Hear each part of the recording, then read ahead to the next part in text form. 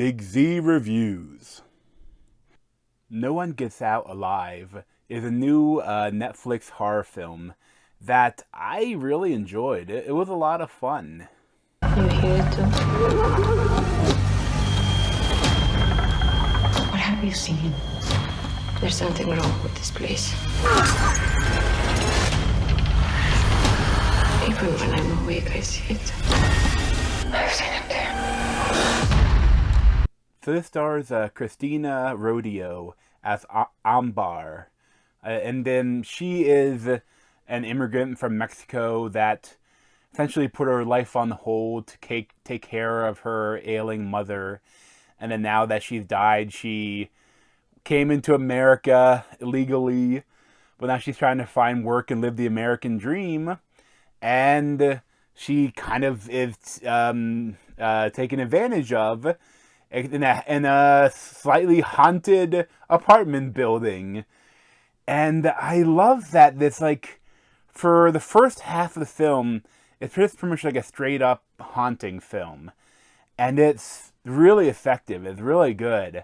And I love it too because, like, they add this thing that, like, she, you know, her money gets tied up in different ways.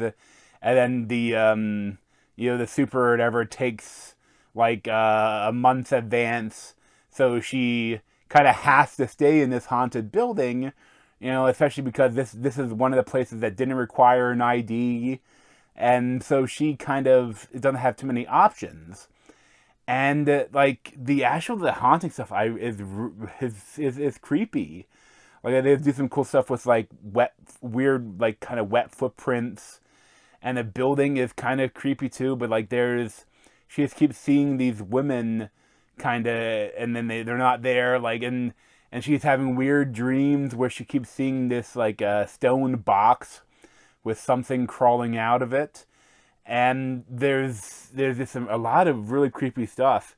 And I love it too that like there's at a certain point it turns into something else like halfway through the movie.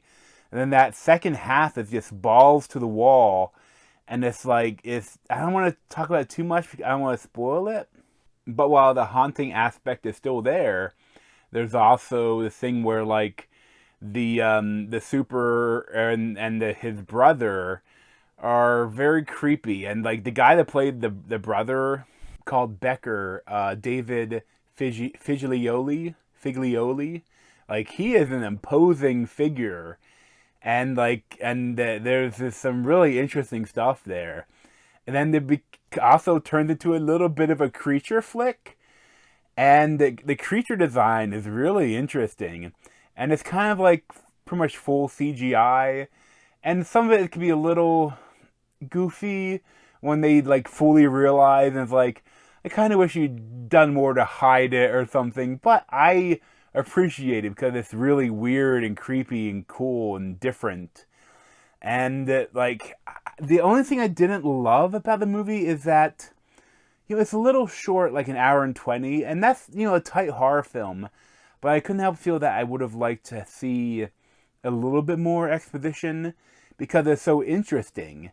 And like then because like at one point like you're not sure if the ghosts are haunting her or that maybe they're helping her, maybe that what was going on with these ghosts, because she's seeing bunch of different women in this building.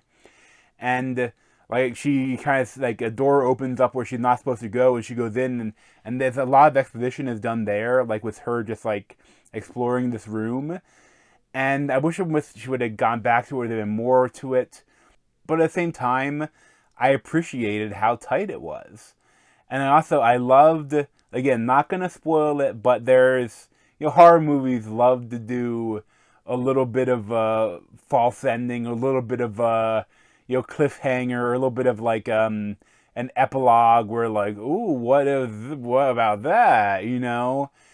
And they do a little bit of it, but I really appreciate it. This is really interesting when you kind of don't know what that character might do or what might, you know, there's like a potential for like, you know, again, not gonna, I don't want to spoil it, but I really appreciated that ending, that leaving it a little open ended.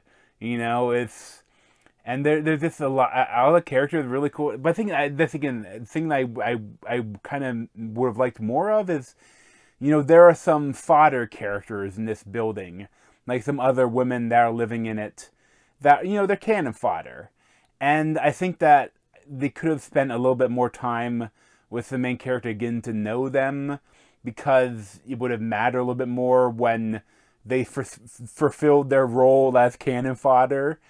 But like again, like I appreciate how tight it was. But I love the bits like when the little bits they do have where they realize they've been sharing some things in their dreams. I love some of that aspect, and it's just, I would really recommend this if you're a horror fan. You know, it's scary, but there's really no like fake jump scares.